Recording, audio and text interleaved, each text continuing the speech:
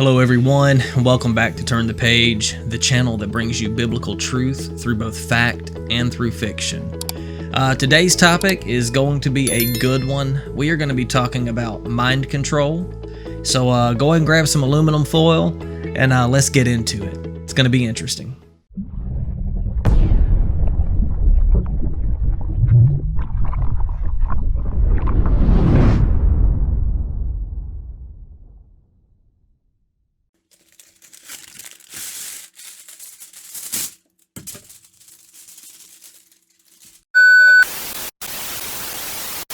Hey guys, I want to read a passage from my book, Lifting the Veil, Signs and Symbols. In chapter 11, I touch on mind control pretty extensively. And the type of mind control that I really want to discuss in this video is trauma-based mind control, because that's what affects us every day, whether we realize it or not. And but before I do, I just want to read a passage regarding MK Ultra mind control, because I believe that this passage is going to build a foundation. It's got a lot of historical documentation. There was a CIA investigation into this particular program. And I'm going to start with a quote that I included in here from a documentary done on the History Channel regarding MK Ultra. And that quote reads as follows. MK Ultra was a top-secret CIA project in which the agency conducted hundreds of clandestine experiments, sometimes on unwitting U.S. citizens, to assess the potential use of LSD and other drugs for mind control, information gathering, and psychological torture. Project MK Ultra lasted from 1953 until about 1973. However, the details of the illicit program didn't become public until 1975 during a congressional investigation into the widespread illegal CIA activities within the United States and around the world. Yeah, guys, that came straight from the History Channel's website. Is quoted from a documentary that they had on MK Ultra mind control. So we definitely have historical evidence that our government has partaken in the attempt to control the minds of people. Real quick, before we move on to the big topic of the video, I've got one more quote from this chapter. And it is actually from an agent of the CIA that worked on the MK Ultra program. And I think you're going to find what he has to say disturbing. Of course, I was a very minor missionary, actually a heretic, but I toiled wholeheartedly in the vineyards because it was fun. Where else could a red-blooded American boy lie, kill, and cheat, steal, deceive, rape, and pillage with the sanction and blessing of the All-Highest? Yeah, I don't know about you, but that was very strange, It took on an almost religious tone with words like missionary and heretic and then the all-highest. So I think it's safe to say that whatever the CIA was doing with the MK Ultra mind control, that they had some pretty nefarious things going on behind the scenes. I think it goes a lot deeper than we realize. And I think if we believe that just because they got caught, they stopped, that we're really only fooling ourselves. So with that bit of background established, I think we can go ahead and move into the trauma-based mind control, which is the main topic of this video. Not that these others aren't important, and not that they don't build a foundational piece, but the trauma-based mind control is what affects us more than we realize. So without further ado, let's get into that. Let me read that section of the book, and then we'll wrap this up. Finally, we will explore trauma-based mind control. This is an important one because we are all subjected to this daily. Yes, believe it or not, you have been exposed to trauma-based mind control. However, most likely not to an extreme level. Trauma-based mind control can be defined as systematic torture that blocks the victim's capacity for conscious processing through pain, terror, drugs, illusion, sensory deprivation, sensory overstimulation, oxygen deprivation, cold, heat, spinning, and brain stimulation. Then employ suggestion and/or classical and operant conditioning to implant thoughts, directives, and perceptions into the unconscious mind. I want to take a look at the words in bold so we can draw a picture of how the general population is constantly subjected to some level of trauma-based mind control. Terror is an interesting one. How many times since the events of 9/11 has the terror alert level been raised for the nation? How many times have you heard news reports about terrorism?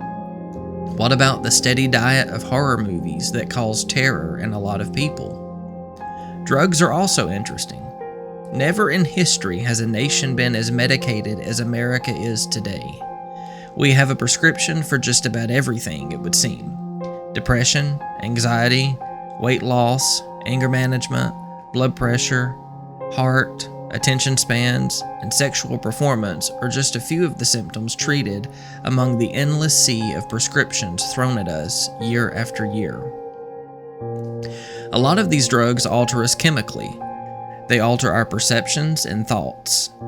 Notice how those two are attributes that are altered during the mind control process. Is it a coincidence that the Greek root word for pharmacy or pharmaceuticals is pharmakia, which means sorcery or sorceries or witchcraft, and refers to the use of mind-altering drugs? I think you know by now that I don't believe in coincidences.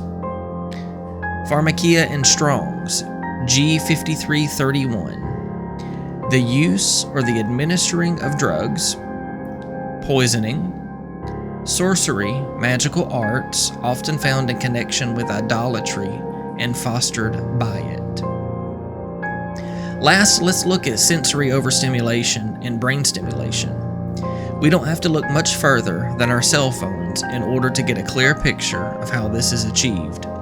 With Facebook, Instagram, Snapchat, TikTok, and a myriad of other social media applications constantly chiming at us and pulling our attention in different directions, I think it is safe to say that our brains are continually stimulated. One may say even overstimulated. When we throw in all the different streaming services that are available, such as Netflix and Hulu, along with all of the network-specific streaming services like HBO, Starz, and similar services, we can begin to notice a trend. What seems like convenience quickly become addictions. How many times have we heard people talk about, or been guilty ourselves, of binging entire seasons of shows in a 24-hour period? I have been guilty, and it sucks away valuable time we could devote to things that actually matter. But it doesn't stop there. We live in a society where pornography is easily accessible. This particular stimulation targets people's primal natures and quickly becomes an addiction that destroys homes, marriages, ministries, and lives. However, it doesn't stop there. We also live in a society where everything is now instant. Shopping is 2-day delivery, and even then that isn't fast enough. Food is delivered within minutes, and we complain it's cold. We watch programming in an instant across many different devices, but it still takes too long to load. We don't want to wait for anything and are willing to pay for services that minimize our waiting period. When I look at all of the previous paragraphs, I see a picture for me. I see people who are constantly afraid, on drugs to change their moods, thoughts, and perceptions, and endlessly overstimulated. I'm pretty sure that is the definition of trauma-based mind control. We need to wake up to the tactics that are used against us to keep us broke, beat down, a slave to the system, and always looking for something to fill the void. The void can only be filled by Jesus and a true relationship with Him. All the sex, drugs, and money in the world will never fill the empty places within us for very long. So there you have it, guys. Trauma-based mind control is very real, and it is employed against people in mass on a daily basis. Doing the research for the book, a lot of this really became very clear to me. I had not really realized that all of the aspects that I mentioned played small parts in a much bigger plot. I didn't know that all of the dots connected to form this much larger picture. But doing the research really opened my eyes, and I knew that I had to get this information out there. Maybe not everybody will pick up a copy of the book, but they're more inclined to watch a video. So I wanted to do this section here of the book in video form to try to reach as many people as possible. Now, I know the subject matter of this video is not lighthearted. It's kind of daunting to realize just how much is said against us. However, that chapter in the book, I encourage you, if you can at all, to get a copy of Lifting the Veil and read it all the way through, because I do end that chapter on a positive note, that even though things are set against us, and even though it looks dark, we always have hope in Jesus to be free from the systems of this world. And that's where we'll end this video, guys, on that positive note that our hope is in Jesus. Now, if you made it all the way to the end of this video and you enjoyed the content and would like to see more, please consider hitting that thumbs up, subscribing to my channel, and turning on the notifications bell so you'll never miss another video when it's released. Thanks so much for watching, and have a great day.